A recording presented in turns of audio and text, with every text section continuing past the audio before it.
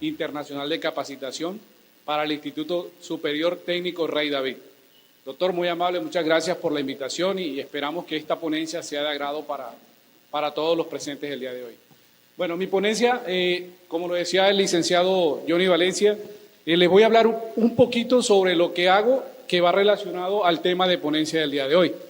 Yo me desempeño como lofoscopista forense de la Unidad de Búsqueda de Personas Dadas por Desaparecidas del Gobierno de Colombia.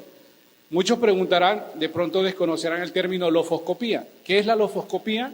Es la ciencia que se encarga del estudio de las crestas de fricción que tenemos todos los seres humanos en la falange distal, en la palma de nuestras manos y en la planta de los pies. Esa es la ciencia que encierra esas tres subciencias. La que vamos a tratar el día de hoy es la dactiloscopia, que es a través de ella, del medio en que vamos a identificar los cadáveres de los tres casos que traigo hoy ante ustedes como relación al tema de ponencia, que es la investigación de accidentes de tránsito con materiales peligrosos y muy propiamente la identificación de cadáveres con las impresiones dactilares en los accidentes de tránsito.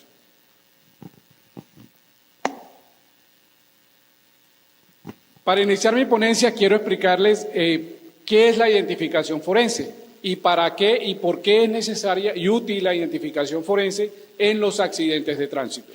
Ok, entonces decimos que es un proceso técnico-científico. ¿Por qué? Porque está avalado a nivel internacional por los protocolos que se deben aplicar. En este caso, para la dactiloscopia se aplica la metodología ACEP: analizar, comparar, evaluar y verificar las impresiones dactilares cuando de identificación humana se trata. Es mediante el cual se determina inequívocamente la identidad de una persona. ¿Por qué inequívocamente? Porque hablando de accidentes de tránsito, tenemos casos donde las personas, mencionaba el mayor Valencia el día de ayer que tuvimos una conversación, donde hubo un accidente y fallecieron lamentablemente 12 personas calcinadas. Entonces, al hablar de calcinadas o carbonizadas, vamos a suponer de que prácticamente no hay manera de dactiloscópicamente identificar a esas personas. Entonces, por esa es una de las razones por la que la identificación forense es importante en terminología de accidentología vial, hablando se trata, ¿cierto?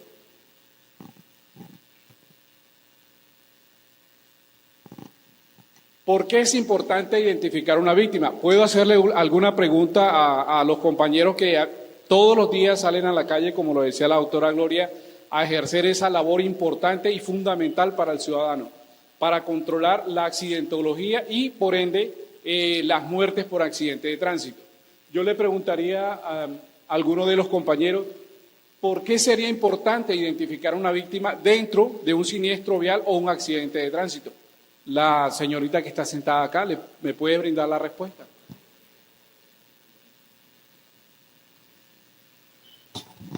Buenas tardes. Buenas tardes.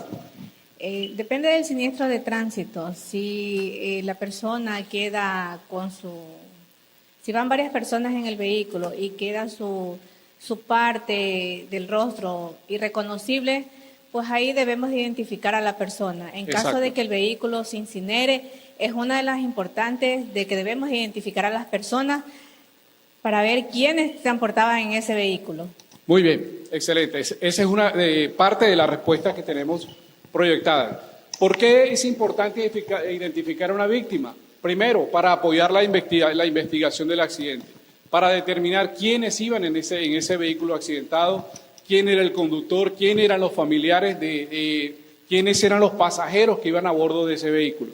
Por aquellas personas que de pronto llegan al lugar del accidente sabiendo de que algún familiar posiblemente pudo haber estado dentro de ese vehículo. Esa es una de las razones importantes del por qué tenemos que identificar a las víctimas en un accidente de tránsito. Entonces dice que aporta información relacionada a conductores involucrados, pasajeros y transeúntes. Hemos tenido casos de accidentes de tránsito donde desafortunadamente el transeúnte no tiene nada que ver, pero resulta involucrado, hasta fallecen en los accidentes de tránsito, ¿cierto? Hasta a los transeúntes que no tienen nada que ver y que ni siquiera participan directamente en los accidentes de tránsito, necesitamos identificarlos. restituir la identidad de la persona, permite establecer y determinar con certeza la identidad de una persona, brindar tranquilidad a la familia.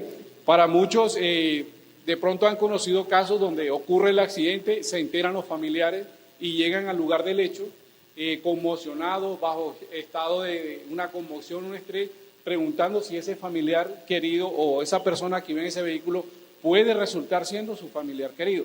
Incluso he visto casos donde han querido ayudar a los cuerpos de socorro a tratar de sacarlo del vehículo colisionado para tratar de establecer si es su familiar a primera vista.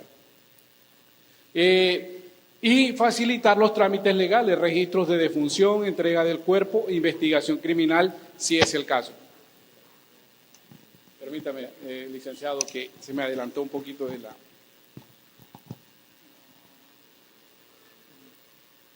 No, este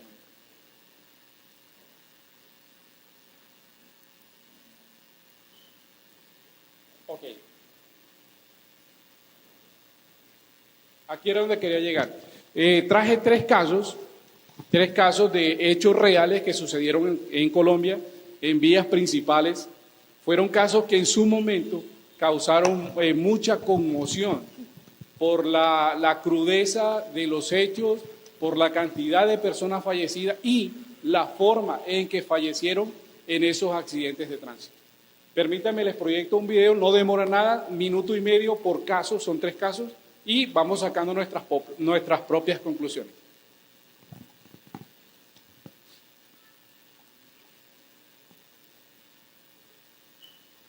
Este es un accidente de un vehículo, creo que el tema viene muy a colación porque estamos hablando de materiales peligrosos, de estos camiones cisternas que transportan oxígeno, camiones cisternas que transportan gasolina, líquidos inflamables. Este es el caso. La persona viene de la ciudad de Barranquilla hacia Santa Marta con una carga de gasolina, ¿sí? Por un microsueño, no sé si el término acá se maneja de la misma manera. La persona, creo que la investigación estableció porque el conductor sobrevivió al hecho. Él manifestó que se había quedado dormido por espacio de 30 a 40 segundos, a una velocidad de 80 a 100 kilómetros. Ustedes son expertos en el tema. ¿Cuánta distancia pudo haber recorrido en ese microsueño? Sufre un volcamiento lateral y los hechos los van a ver ustedes a continuación. ¿Me colaboras con el video, por favor?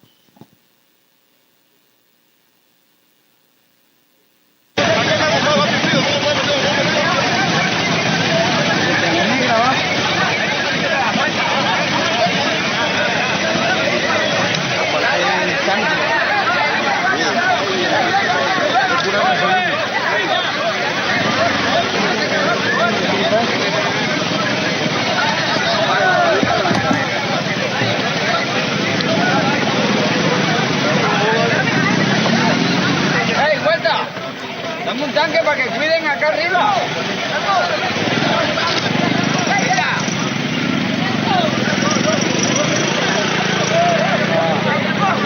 Tiene la ley, ahora verá que viene la policía. No, ya llamaron. ¿Ya llamaron?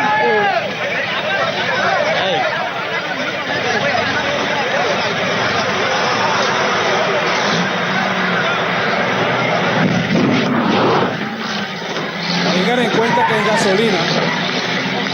Es gasolina. ¡Ay, de puta!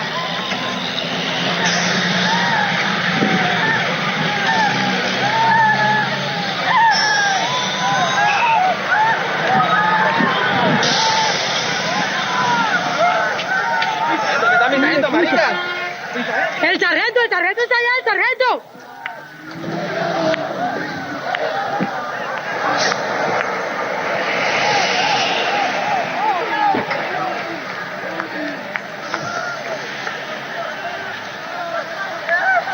Escuchen lo que dice esta persona que viene sin piel.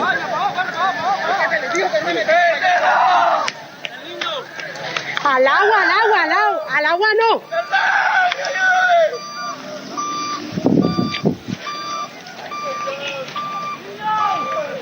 ¡Rebulla! ¡Se están prendiendo! es la Policía de Tránsito y Carreteras de Colombia. ¡Ey, el sargento! ¡Ey, eso te estaba diciendo, ey! ¡Eso es gasolina! ¡Ey, eso! ¡Claro! ¡Eso es gasolina! ¡Eso de una vez!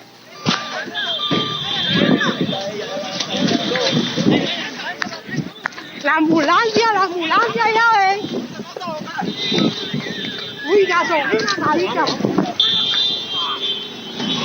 Hay un man que se está prendiendo todo. Está todo prendido, marica. Mire, Oiga, uno como... personas con la piel con quemaduras de primer, segundo y tercer grado.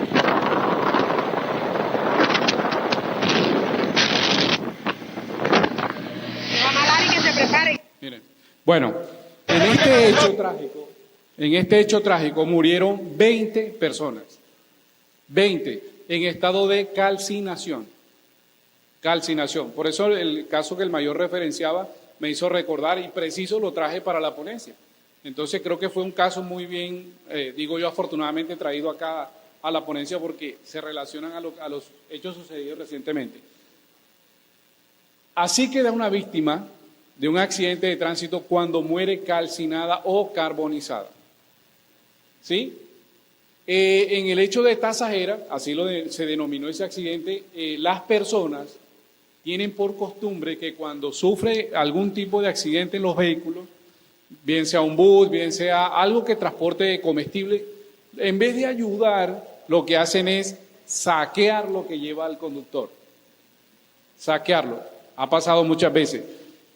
Yo no entendí en el momento qué pasó por la mente de esas personas, pero si no dimensionaron que era gasolina lo que estaba saliendo del carrotanque que estaba volteado. Para mí fue una sorpresa de pronto cuando me tocó trabajar ese caso, yo cuando vi el video yo dije, aquí no hubo más muertos porque el carro no explotó. El carro se incendió, pero no hizo explosión. Solo por incendiarse mató 20 personas. ¿Ustedes se imaginan lo que hubiese pasado si ese carro hubiese explotado? Todavía estuviéramos buscando restos de cuerpo. ¿Cierto que sí? Ok, entonces, como les mencionaba, así queda un cuerpo cuando queda en estado de calcinación.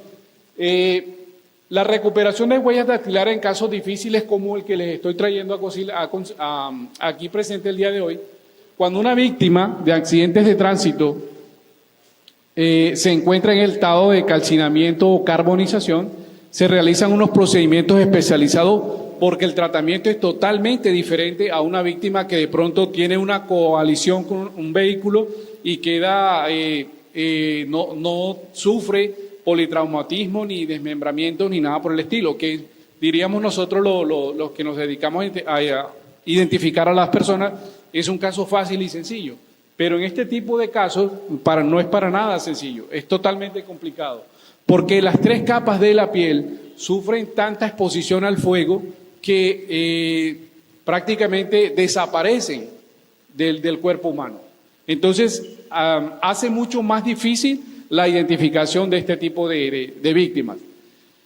Cuando me refiero a procedimientos especializados, la doctora, comentando con ella unos casos, ella me hablaba del tratamiento de pulpejos. Exactamente, es cierto. Cuando las capas de la piel no se queman totalmente, no se calcinan totalmente, todos tenemos, la piel tiene 3 capas, dermis, epidermis y tejido adiposo. Cuando la exposición al fuego es tanta, sufrimos la calcinación. Esta mañana hablaba el mayor Valencia también sobre el caso de que hubo un accidente y una madre traía a su bebé gestante y cuando ocurrió el hecho y fueron de pronto a sacar las víctimas del vehículo, no encontraron al menor de edad, al neonato. Yo le decía, se desintegró porque no tenía muy claro qué había pasado con el accidente. Parece ser que también fue en estas condiciones, se incineraron. ¿Qué sucede? Me imagino, supongo ya acá sacando mi propia conclusión, que ese neonato al no tener, digamos, una formación ósea todavía, al exponerse a una temperatura tan alta se pudo haber desintegrado. Al no encontrarlo, al momento de rescatar los cuerpos, con todas las herramientas que tiene, no encontrar el neonato, Yo concluyo que pudo haber pasado esa situación. Se pudo haber calcinado a tal punto que el cuerpo se desintegró para no encontrar restos. Entonces, continuando con los procedimientos especializados, se hace una rehidratación de tejidos.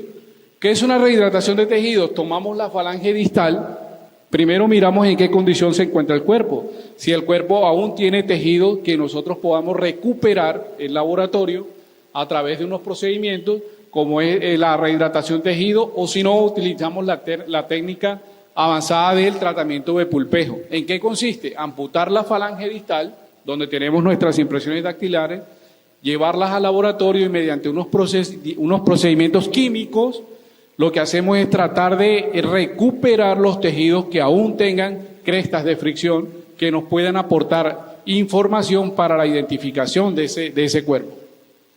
Y la fotografía especializada. Cuando se nos hace muy difícil o complicado identificarlo con los tratamientos especializados, recurrimos a la fotografía especializada. ¿Con qué fin? De poder someter esas impresiones dactilares que se pudieran recuperar a los sistemas AFIS o AVIS, que supongo acá de pronto también los que trabajan criminalística deben saber que es el sistema automático de huellas dactilares que utilizamos todos los forenses y que reposa la base de datos en la Registraduría Nacional del Estado Civil.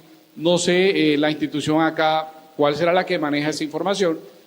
Tomamos esas impresiones, las lanzamos a búsqueda y con fortuna podemos tener un resultado positivo o negativo, una identidad o no la tenemos, ¿cierto? A partir de estos tratamientos especializados que se hacen en los casos de calcinación y carbonización.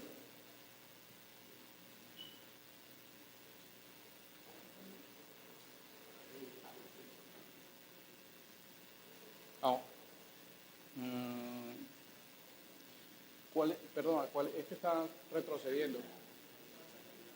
Ok, bien. Listo. Entonces, continuando con la recuperación de huellas dactilares en casos difíciles, más o menos así se vería cómo queda la piel de fricción una vez sometida a temperaturas. Así.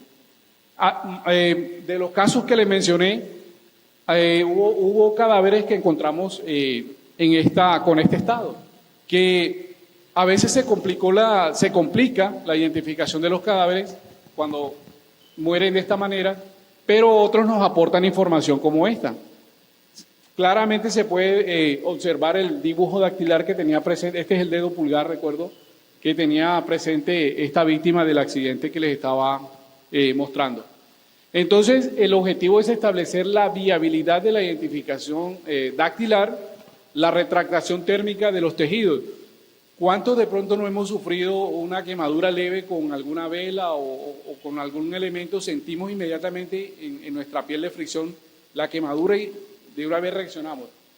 Imagínense lo que hace la alta temperatura o la exposición al fuego con nuestra piel de fricción, que inmediatamente la retrae, ¿cierto? Conservación de pulpejos, les estaba explicando el tratamiento que se hace en laboratorio, la falange distal se somete a una serie de químicos para tratar de recuperar el tejido, la exposición de dermis o capas profundas, cuando se queman esas 3 capas por efectos de la alta temperatura, y es frecuente que en la dermis, cuando esté destruida, haya algunas estructuras más profundas que permanezcan conservadas. ¿Qué quiere decir eso? Que aparentemente la piel está totalmente quemada, pero hay estructuras que aún se pudieron conservar. ¿De qué depende eso? El tiempo de exposición al fuego en que permanecieron esos cuerpos.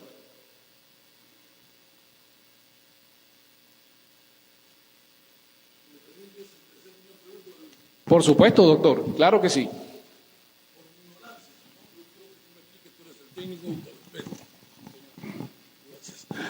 En mi país había un fulano que estaba, nosotros le decimos moñado a aquella persona que estaba, pues, que tienen antecedentes en la policía.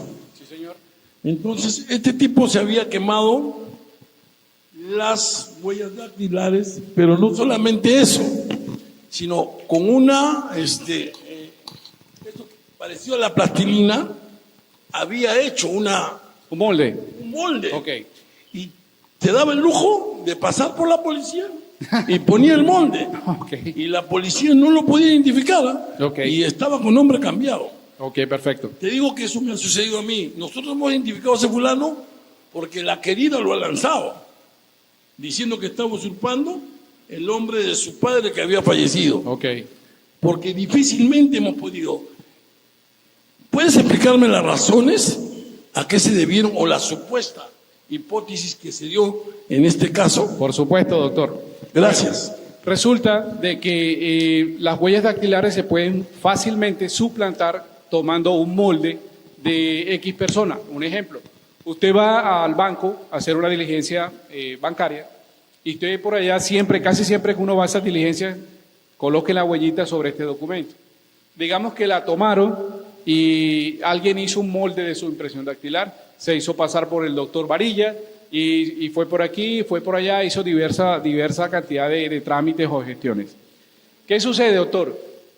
Lo que se hace es tomar esa fotografía, se pasa a un sustrato y después pasa a un proceso donde se realiza un tipo de sello.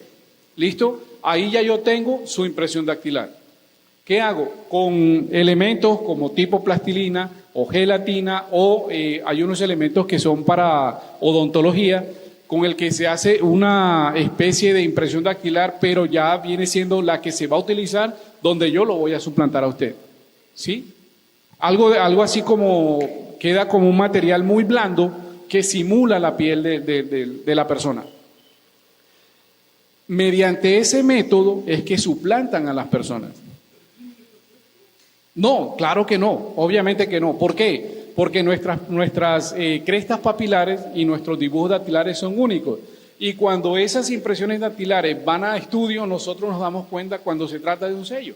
¿Por qué? Porque tenemos características muy intrínsecas en nuestra piel que nos permite determinar, esta no es una piel natural, no es una cresta de fricción, no hay poros. No, laboratorio. Ya son técnicas avanzadas que toca exactamente llevarlos al laboratorio para poder determinar, esto no se trata de una impresión dactilar original, sino de un mecanismo de reproducción sello. ¿Vale, doctor? Perfecto. Con mucho gusto. Claro que sí, dígame. Por supuesto, para eso estamos acá. Ya. Mi pregunta es la siguiente: ¿qué pasaría tú como investigador, como policía, no? ¿Te das cuenta? Pues no, o sea, tú miras, no sé, el DNI, el documento. Sí, señor. Es pues, a simple vista, o sea, a un solo mirar, podemos identificar que se trata de una huella que ha sido suplantada, o es necesario que tengas algún dato, alguna corroboración. Bueno, eso es lo que me perfecto. explico. Primero, para descartar si se trata o no se trata de la misma persona, nosotros aplicamos algo que en dactiloscopia se llama primer nivel. ¿Qué es primer nivel? Si yo tengo esa impresión dactilar que dice ser el doctor Varilla, cuando usted me presenta un documento y yo inmediatamente observo de que esta impresión dactilar no corresponde con su documento de identidad, inmediatamente yo digo, este no es la persona del doctor Varilla. En primera instancia, primer nivel, que los dibujos dactilares sean iguales. Al haber diferencia, inmediatamente lo descarto. Este no es el doctor Varilla. Y los años, por ejemplo, si mi impresión dactilar lo tomé a los 16, 14 años, 15 años, no sé, ahora tengo 60 y tantos. Ok. ¿Ha variado con el tiempo? Absolutamente no. De la única manera que pueda variar es que usted sufra alguna alteración por alguna cicatriz Quemada, que corte o lesione profundamente las 3 capas de la piel. En ese caso le quedaría una cicatriz que yo como experto lo tomaría como una referencia. Muchas gracias, ¿Ok? muy amable. Vale.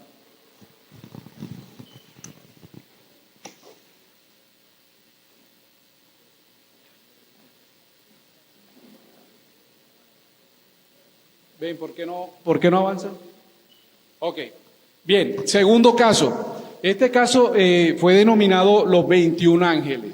¿Por qué? Resulta de que en el año 2004, si no estoy mal, ocurrió un siniestro de dimensiones catastróficas en la ciudad de Bogotá cuando se estaba realizando la construcción del sistema masivo.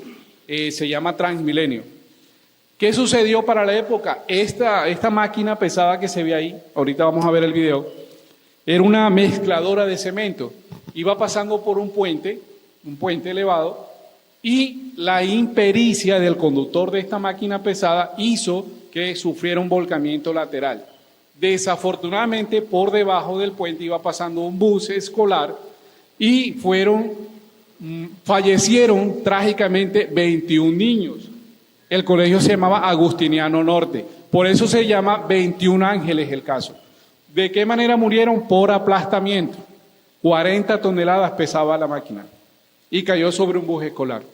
Vamos a ver el caso.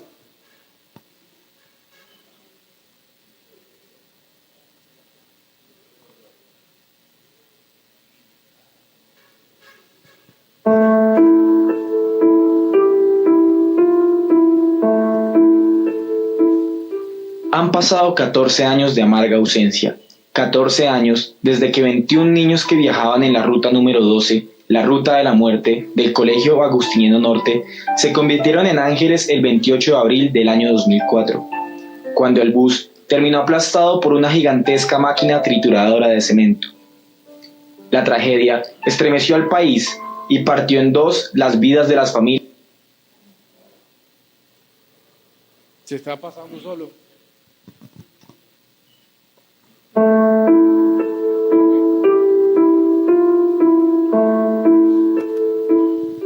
Han pasado 14 años de amarga ausencia, 14 años desde que 21 niños que viajaban en la ruta número 12, la ruta de la muerte, del Colegio Agustiniano Norte, se convirtieron en ángeles el 28 de abril del año 2004, cuando el bus terminó aplastado por una gigantesca máquina trituradora de cemento. La tragedia estremeció al país y partió en dos las vidas de las familias de los niños. Cada una de ellas ha vivido el duelo a su manera, aprendiendo a lidiar con la soledad.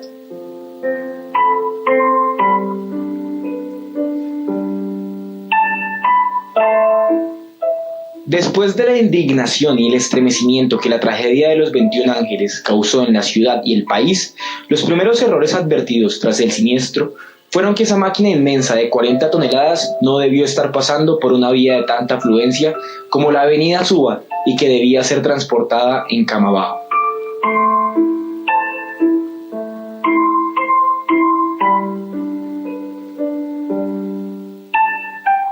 También fue claro que el conductor no tenía la experiencia para maniobrar semejante Impericia. que hacía un recorrido como parte de las obras de adecuación de la avenida para los futuros carriles de Transmilenio, encargada al consorcio Suba Alianza 2. Allí, donde ocurrió el suceso, hay una estación del sistema de transporte masivo que recibe el nombre de 21 Ángeles. Estos son los nombres de los 21 niños que murieron.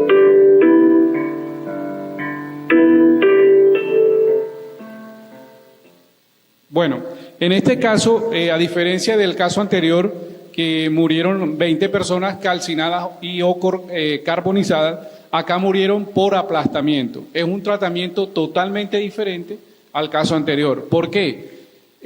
Al caer un vehículo tan pesado, de 40 toneladas sobre un bus escolar, imagínense todas esas latas retorcidas sobre los cuerpos de esos 21 niños. ¿Qué sucedió ahí? Amputaciones, ¿cierto? Hubo aplastamiento de los miembros superiores e inferiores, cabeza, las manos. Fue muy difícil el proceso de identificación de esos niños. ¿Por qué? ¿Cuántos nos hemos dado de pronto un golpe en un dedo y hemos visto estrellas? Imagínense 40 toneladas en un bus donde iban 21 niños. Prácticamente no había mucho material dactilar, por así decirlo, para identificar a los niños. Gracias al aporte, como era una ruta escolar, se tenía la información en el colegio de cada uno de los niños que iban a bordo del bus. Entonces, esa información ayudó a que el proceso fuera mucho más rápido, la entrega, la identificación y posterior entrega de esos cuerpos. Pero miren que cada modalidad o cada manera o muerte o forma de morir de los casos es totalmente diferente, que era lo que quería traerles a ustedes hoy, presentes el día de hoy en esta ponencia. víctimas por incineración, carbonización y aplastamiento. Y voy a pasar a proceder al último caso.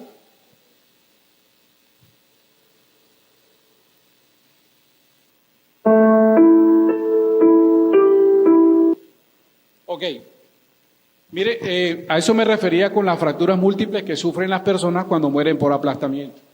Los dedos de los niños sufren alteraciones, amputaciones, los tejidos se desgarran, se cortan y es muy difícil tratar después de unir esas extremidades o esos tejidos para tratar de identificarlos. ¿Por qué? Por lo que le comentaba aquí al doctor Varilla, la cicatriz la tomamos como una referencia, pero tengan en cuenta de que este es un caso donde fueron hechos reales y los cuerpos quedaron totalmente destruidos. Entonces, de estos casos de aplastamiento, nosotros encontramos fracturas múltiples de extremidades en las falanges, destrucción parcial o total de los pulpejos, desgarros de la epidermis, recordemos que tenemos 3 capas en la piel, pérdida de tejidos y aparte de eso tenemos que sumarle la contaminación con sangre y residuos que se encuentren presentes, digamos, en el lugar de los hechos o dentro del vehículo donde cayó esta mezcladora de asfalto. Bueno, esto que vemos a la izquierda se llama guante epidérmico. ¿Qué es el guante epidérmico? Todos tenemos guante epidérmico. ¿Qué sucede? El día sábado que salimos a dar un paseo por el río Daule, alguien comentaba de que hace un año hubo un accidente donde un puente se desplomó porque hubo sobrepeso. Y alguien comentó de que dentro de uno de los vehículos había un año, creo que o unos meses, no recuerdo, encontraron a la persona dentro del vehículo. Entonces, ¿qué sucede? Cuando una persona que está dentro del agua por mucho tiempo, el guante epidérmico, que es la piel que todos tenemos en nuestras manos, fácilmente se puede retirar como si fuera un guante de látex. Eso se llama guante epidérmico. ¿Por qué sucede eso? Por las mismas condiciones en las que permanece el cuerpo tanto tiempo bajo el agua. Y a manera ilustrativa quise traer de pronto esta imagen que nos ayudó en su momento a la identificación de los niños para poder ser entregados de manera rápida a los familiares.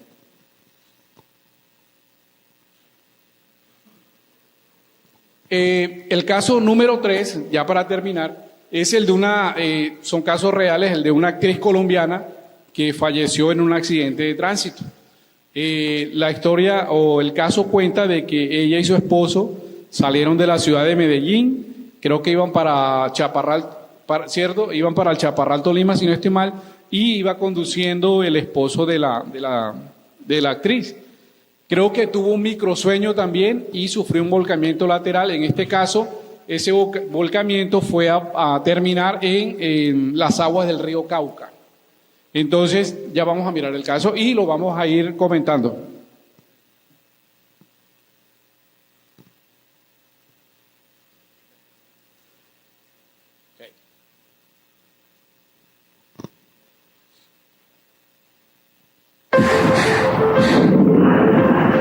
Some chase danger for the sheer adrenaline.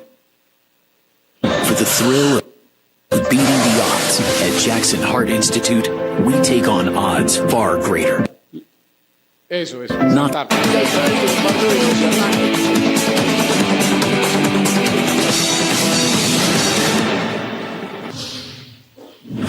Según las autoridades, el accidente ocurrió hacia las 6 de la mañana, mientras la actriz Adriana Campos en compañía de su esposo se movilizaban en un automóvil en la vía La Mansa Primavera, en el sector Peñaliza, jurisdicción del municipio de Salgar. Un agente de la policía llamó a la mamá y ya la mamá como que le dio explicaciones en forma de todo, entonces el policía buscó por el Facebook y se dio cuenta que era una actriz. El vehículo que cayó a las aguas del río Cauca fue avistado por 2 pescadores quienes alertaron sobre la presencia del automotor a orillas del río. En ese momento los lugareños acudieron al rescate y encontraron los cuerpos ya sin vida, aún dentro del vehículo. Entonces nosotros corrimos a socorrer a la gente y cuando llegamos encontramos los 2 muertos entre el carro. Entre 4 nos metimos allá a sacar lamentablemente pues las dos personas. En este lugar fue donde se presentó el trágico accidente, a 1 kilómetro del corregimiento Peñaliza, en la vía que conduce hacia Medellín. Por este precipicio fue por donde rodó el carro, luego de que el conductor perdiera el control. Al parecer el conductor perdió, digámoslo, la capacidad de maniobrar el vehículo y que a raíz de esto se produjo un volcamiento del mismo. A esta hora los dos cuerpos se encuentran en la morgue del municipio de Salgar. Informó Jorge Luis Montoya para Teleantioquia Noticias, conectado desde el corregimiento de Peñaliza. Muy bien.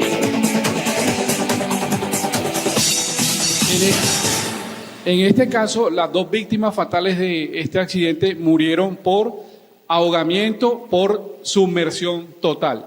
Tengamos en cuenta que las personas cuando caen a cuerpos de agua pueden morir por sumersión total o parcial, ¿cierto? Como es el caso de ellos. El vehículo se salió de la vía por el microsueño, rodó hacia el abismo y el vehículo quedó parcialmente bajo el agua.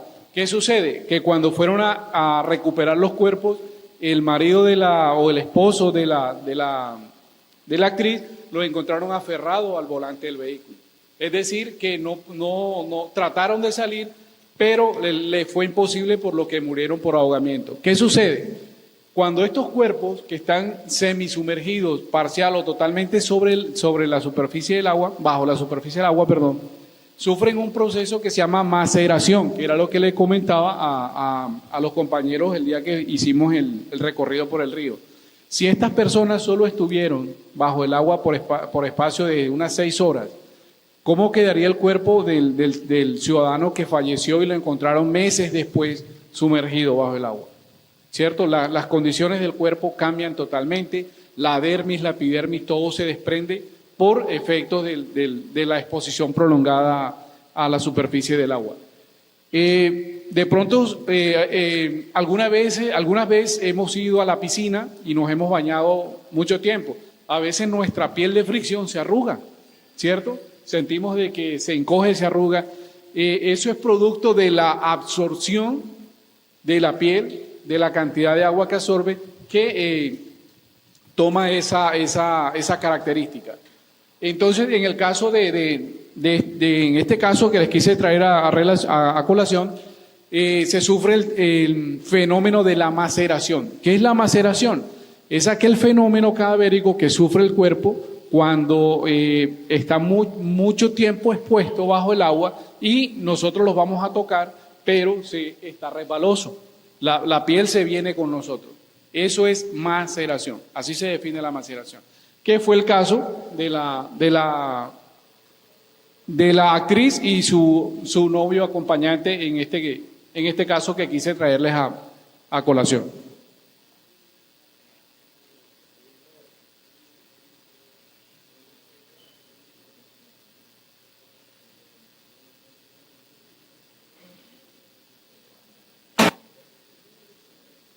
Bueno, como les comentaba, los fenómenos propios de la sumersión prolongada, arrugamiento y pliegue en la piel de fricción, la maceración de los pulpejos, cuando se nos vuelve gelatinoso la piel de fricción, y el desprendimiento epidérmico, que es cuando la piel sufre naturalmente ya ese desprendimiento a causa de la exposición prolongada a la superficie del agua.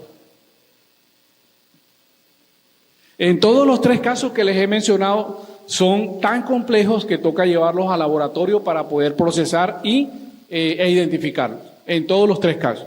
¿Sí? ¿Por qué? Por las condiciones en que mueren las víctimas, por calcinamiento, por carbonización, por sumersión y por aplastamiento. En todos los 3 casos que les traje a colación hubo que hacerlos en laboratorio. La sumersión en agua modifica en apariencia la piel, pero no necesariamente destruye las crestas papilares. Por eso recurrimos a la técnica del guante epidérmico, donde podemos retirarle las crestas de fricción y llevarlas al laboratorio para poder establecer la identidad de ese cuerpo. Los casos de cuerpos o víctimas recuperados de medios o superficies acuáticas deben ser manipulados y procesados aplicando técnicas y procedimientos especiales, impresión directa, rehidratación de tejidos y la técnica del guante epidérmico que ya se las he explicado con anterioridad.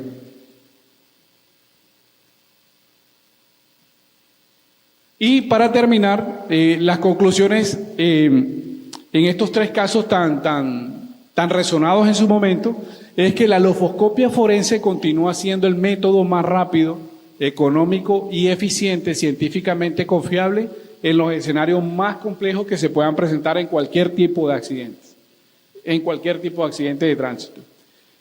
¿Por qué? Porque aporta la información decisiva para determinar la identidad de una persona o de varias víctimas en el lugar de los hechos.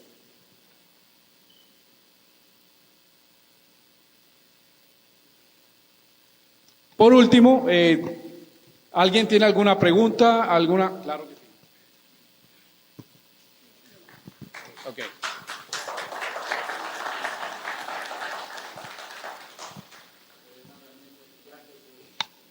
Muchas gracias. Muchas gracias.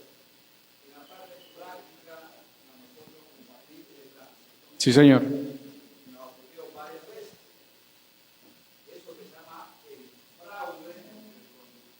Sí, señor.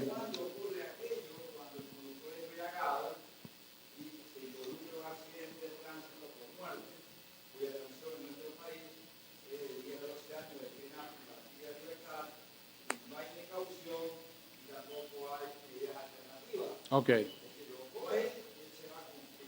Vale. Sin embargo, hay ciertas maniobras que hacen los abogados. ¿Sí? Entonces, regular el conductor, y nosotros nos vemos en esa situación, no era el conductor y le dice aquí, el conductor es de acá. Ok. Especialmente cuando huye del escena derecho o encuentra fuera del asiento del conductor, lo cambian rápidamente hasta que llega el agente de tránsito. Sí, señor. Entonces, mi pregunta es, ¿cómo obtener una huella fidedigna 100% veraz de que ese conductor fue el que estuvo hasta el último momento operando el volante del vehículo? De pronto la palanca de cambio del vehículo, de los frenos automáticos y no automáticos, de pronto la manipulación del espejo. lateral o medio, ¿verdad? Y especialmente en el volante, cuando los vehículos tienen esa protección. Sí, señor. Sí, ¿qué tan fidedigno es aquello? Porque nosotros aquí en la Comisión de Tránsito, yo tuve el honor de estar en la OIAD, formamos dos agentes de tránsito especialistas en táctico explosivo. Ok, genial. Sacar esa información. Sí. Entonces, ¿qué tanto fidedigno, ¿verdad? Y altamente probable son esas huellas que quedan en el volante con el forro que queda? Ok. Perfecto. Bueno. Perfecto, bien. Lo que usted quiere mencionar es prácticamente una exploración lofoscópica al interior del vehículo accidentado para ver si es posible recuperar impresiones dactilares de esa superficie. Y lo que dice el doctor Varilla es muy cierto. Sí es posible recuperar impresiones dactilares. ¿Por qué? Porque tenemos superficies lisas, tersas, no porosas, pulimentadas. Dependiendo de la superficie que tenga el volante, hay unos que lo recubren con algo para más agarre o algo así. Hay que identificar qué tipo de superficie es para poder escoger y saber elegir el reactivo adecuado que haga reacción sobre esa superficie y poder revelar y poder trasplantar fragmentos o impresiones dactilares de esa superficie de los vehículos, en estos casos, pues, involucrados en accidentes de tránsito. Pero tendría que decirle que sí es posible y que los técnicos que de pronto en su momento ustedes actualizaron estos temas, saben que sí es posible utilizando los reactivos adecuados e identificando la superficie que vamos a explorar. Pero sí es posible, comandante. Claro que sí. ¿Me permite? Doctora. Perdón, es posible y todo depende también de que, como en derecho, del manejo que den a la escena.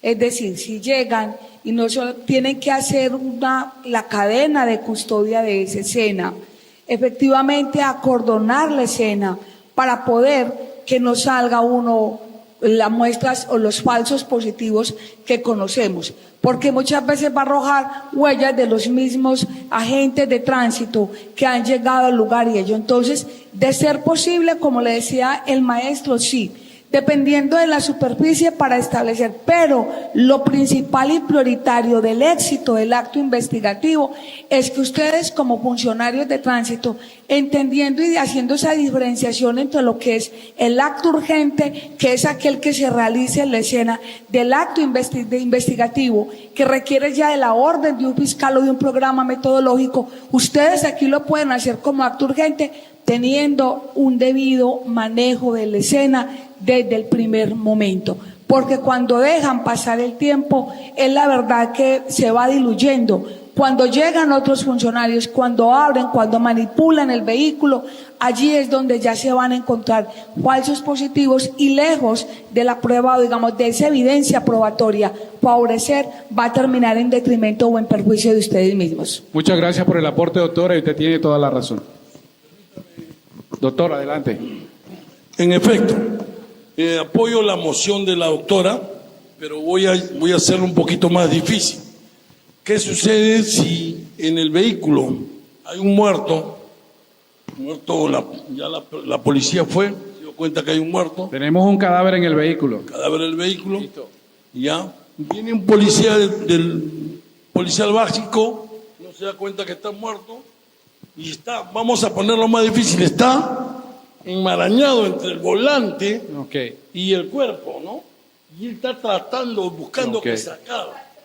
Entonces, ¿qué está haciendo? Lo que dice la doctora. Hay una alteración de la escena del crimen y ahí vienen los problemas para el perito. Por eso que es importante que al personal policial se le enseñe cómo debe operar, qué protocolo debe utilizar, qué debe y qué no debe hacer. Hay la escena del delito, buscar que no tocar, y si lo vas a tocar tienes que saberlo cómo, con tus guantes, de la forma y que el protocolo lo señale, porque después estamos haciendo que estamos superponiendo huellas a las huellas dactilares y estamos malogrando la escena del delito. Pero lo peor es que si el policía especialista llega tarde a la escena, ya encontró un molondrón y no recupera nada. Así es, doctor. Y el tiempo que se va es la verdad que huye. Lo que dice la doctora, tiene toda la razón.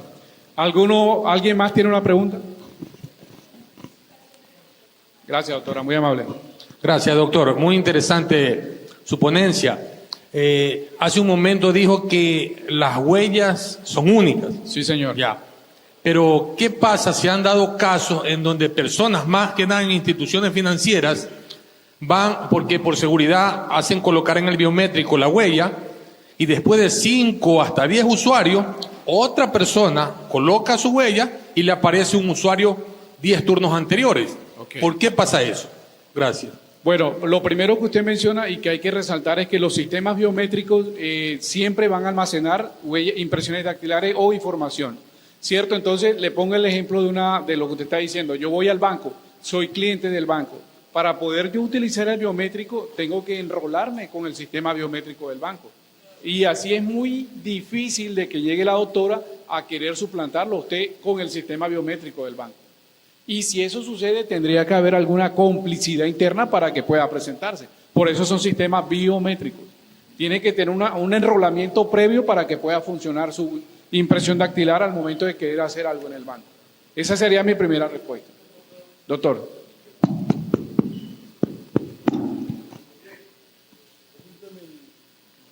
A ver, mire, personalmente le cuento mi problema, querido colega.